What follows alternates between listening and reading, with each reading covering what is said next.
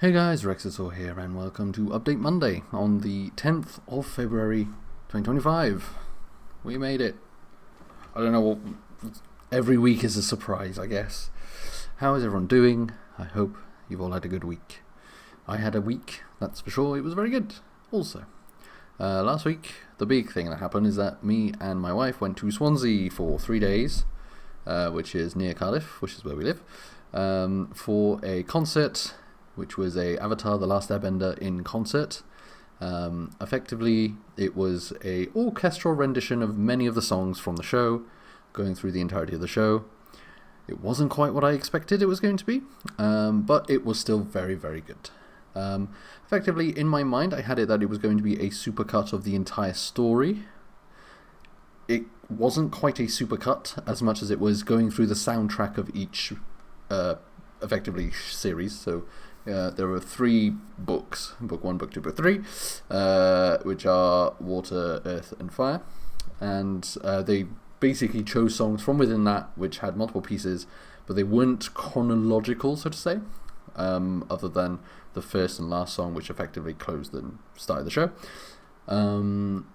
So it wasn't quite what I expected, but it wasn't bad. The second act was definitely better than the first, mostly because they used a lot more of the performance area within the songs.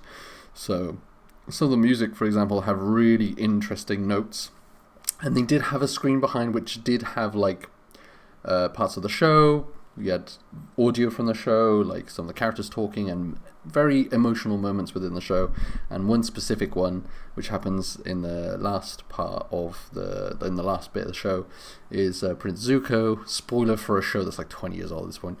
Prince Zuko is very angry and he doesn't know who, and then he finally says, like, I'm angry at myself. And in that moment, he loses control, and this bonfire that they have in front of them sort of jets out in the air. And when this piece of music is played, when this moment happens, the entire lighting changed to the colour of the fire, and it illuminated the entire thing, and it was amazing. And I kind of annoyed that they didn't use that more within the entirety of the concert, because those moments were really powerful, really, really, really good. And yeah, I think Hannah and I, we both felt like there was a little bit lacking, like they didn't utilise everything that they had, but it was still worth going. It was very, very good. It was very fun to be there, and we had a really good time. Yeah, so overall, good to go. And then the following day, we kind of just walked on the beach a lot. I think we did like 7.5 miles, 8 miles or something. We also went to a Thai restaurant called Lotus, which was fantastic. If you ever go to Swansea for whatever reason, check out Lotus, because if you're a fan of food, as I and my wife are, Lotus, and really enjoy Asian food, this place, not only was it really good value for money, like we got quite a bit of food, and it was very, very good value for what we paid. But also the atmosphere was really nice, the food was really, really, really good, and yeah, we had a really good time there.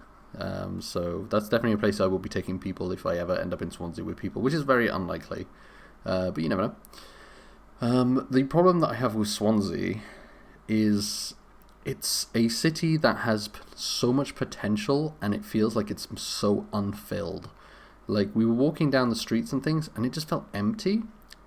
And the streets layout, and it has a very, very similar atmosphere to Cardiff, but the people just aren't there, if that makes sense. So it felt like we were going down streets that should have something, like say you go down a street and you expect 50 people to just be walking down, checking the shops, whatever. It feels like that kind of place without the 50 people there. So there's like maybe 10, maybe 5. Like, it was so empty considering like everything around it. Now, it could be because we went midweek, in February of all times, but I walk around Cardiff a lot, and that amount of people is always there, always steady. In summer it gets really busy, but even in winter in this time, like, the amount of people is very consistent. So that could just be a Cardiff population thing compared to Swansea, which is a lot more widespread for the population that they have. Could be a lack of jobs. I don't really know. But we had a great time anyway. It was really, really good. The trains were all on time, which was nice. We got to ride one of the fancy new Transport for Wales trains as well. So that was the big thing of last week that we did. We had D&D on the Tuesday before we went, which they were doing a fight. There was a lot of fighting going on there, and there's an amount of tiers. I'm not going to say how many levels because some people who are participating in said D&D are listening, but they've cleared the base level and they moved on to the next one. And yeah, should be a good continuation of the fights.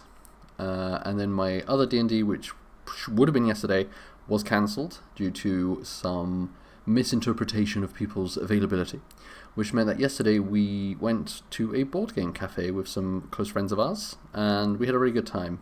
We don't usually go out on a Sunday, mostly because we have D&D, but also I feel like going out on a Sunday is a bit weird. Most places don't open until that late on a Sunday, but our board game cafe did, and we had a really good time. We played some Celestia and some Seven Wonders, so great day for me. I love Celestia, and I adore Seven Wonders. Seven Wonders is probably my favourite game of all time. Board game, that is. So it was really good fun. That was good fun. On the Saturday, once we come back, so we came back on the Friday, on the Saturday we watched the entirety of Season 3 of Legends of Vox Machina, which was okay. It wasn't as good as the Season 2 was very good, so they would have struggled to meet the expectation, but it felt off. Not because it was bad. It was a good season, but it just didn't have the same punch, basically. And it felt a little bit like all the like pivotal big fights with the bosses that came along basically felt really short, and the build up, there was so much build up for what wasn't that good of a payoff, basically. And it's possible that they were rushing things, like they were trying to put too much stuff into it, not enough time to redevelop it. In any case, but we watched that and it was good. And in the time, I built a few of my Tyranids and getting ready to spray when the weather gets nice, because it's currently raining again. Woo, we live in Wales. So get those sorted out. Friday, hopefully I'll be at Warhammer for the first time in a while and play those models. They might probably not be painted, but at least I'll be giving out the list to go. And then this weekend is my nephew's birthday. That's basically it. Not really much else to say. Video games wise, I've admitted to our dearest Toms that I am no longer playing Kingdom Come Deliverance. I stopped maybe a week ago. I got worn down by the survival mechanics. Basically, I personally don't like degradation of equipment and survival mechanics, like having to eat, having to sleep, all of this stuff, because I do that in real life. I don't want to do that in video game. I understand the realism aspect, and I don't think that they're done badly in this game. But the consistent need to basically, I go out, I do something, I go back, I have to repair all of my shit, I have to do all this stuff, just got too annoying. And then every time that I fast travel, I have to be like, oh, I need to evade this, because ambushes, whatever. It just got too much, and I got annoyed. And then, so that was the number one reason why I got so worn down. Number two reason, timed objectives. It's a really cool concept where you are given a mission and you have a limited window of time to do the certain mission. But I would like it if I was advised which missions those are. Because I started a mission at this point, like, let's say 20 hours into my playthrough. I came back 20 hours later to be like, okay, I actually care enough to do this now. Now that I sort of sweep through, activated the mission, but then only just have come back to this area, and like the mission was basically over. It was like, yeah, you failed to save all these people. I'm like, oh, I didn't know this was timed. So it would have been nice to have just something to tell me it was timed, because then I wouldn't feel so bad, and I would be like, oh, well, I would have actually focused on this had I known it was timed. I'm sure that the dialogue did tell me that, but it's dialogue in a game. Games don't usually have timed objectives, so and then the third reason is I did one of the DLCs, the Mercenaries DLC. I can't remember what it's called. It was very bad. No, it wasn't bad. It was mid. It was really mid. There was nothing super interesting about it. it kind of gave off like that attempt of the A-Team. Like, it's a mercenary company and they've all got these crazy personalities, but none of them are likable. So I don't care. So it was kind of like a really And then one of them betrays you, and then you're like, oh no, one of the people I don't care about betrayed us. What a surprise. And at the end it was like, oh, the main boss will betray you unless you pay 15 grand. And I'm like, fun use of my finances, I guess. So yeah, stopped playing that and I started playing Skyrim instead, because that game is moddable. And I have played a few of the mods. One of them is highly rated and terrible. And I got to a point where effectively I've modded the game to a point where the terrain has changed significantly. So there are trees everywhere, there's foliage everywhere, it looks lived in, it looks nice. All of the settlements have been expanded. It means that mods that don't have that, when say you route a NPC to go from point A to point B through this, if there's trees in the way, they kind of just walk into the trees or get lost. They don't really know how to walk around, and that's my bad. Except that this was egregiously bad, because a lot of mods kind of make their own area, they make their own place. So you enter like a cavern, and then you'll have this section to explore.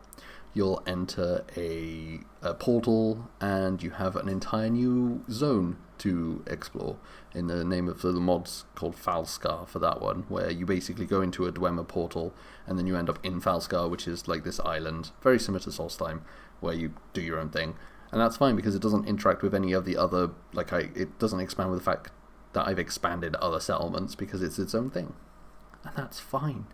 But this mod, Rigmor of Bruma, for those interested, has so many times where I was like, this NPC is just walking the wrong way, or is just ignoring everything. And I think that would be fine, because you can always just knock them into the correct path and blah-de-blah-de-blah. The most annoying part of this mod is that conversations happen and require your input. So you'll have two people talking, they'll go, I'm going to say something, and then I need to click OK, and then they're going to keep talking, OK, and then this person will say something, and I need to click OK, and this goes on. Whereas in standard Skyrim, and all the other mods that are out there, will have, you sit down, I'll talk a bit more, what do you think? Yes, mod continues, not I've sat down and done 20 minutes of just pressing E on a character. And usually if you try and speed it up, it'll say, this person is busy. And he's like, okay, cool, I'm in a cutscene, I just need to wait for these people to be done. Not this mod. And then currently I'm stuck where I need to... Also the story is terrible. But this person currently has lost their memory and needs to be taken to loads of places that we've been throughout the mod, and they are currently there, and dialogue just stops, so I can't carry on with the game. So I'm just like, okay, well, I'm ignoring this, so which means if I ever go back and start a new save, I will be uninstalling that mod, because it has just broken a lot of shit. Also, the copy pasting of dungeons was egregious in this mod as well. A lot of mods will create their own dungeons, or will use a dungeon base and add more things to it, not copy and paste from the main files. So this, what happened was, I'd done a dungeon for, I think it was a Thieves Guild, and then this following mod used the exact same dungeon, which meant that when I loaded in, it had the same shit in it, including the people I just killed, and I was like, what is this? So, and it wasn't the same dungeon, it wasn't the same name, it was in different parts of the map, but they basically, when you go through this, it loads this other dungeon.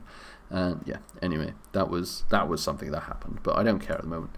I'm currently playing through Clockwork, which is a mod, and it started off and I wasn't really sure what was going on, because effectively it was 30 minutes of horror story, and I was like, what the fuck? So I was being chased by a ghost, there were loud noises, I was literally like fearing, and my heart was racing, and I was like, oh, I don't want to know what happens.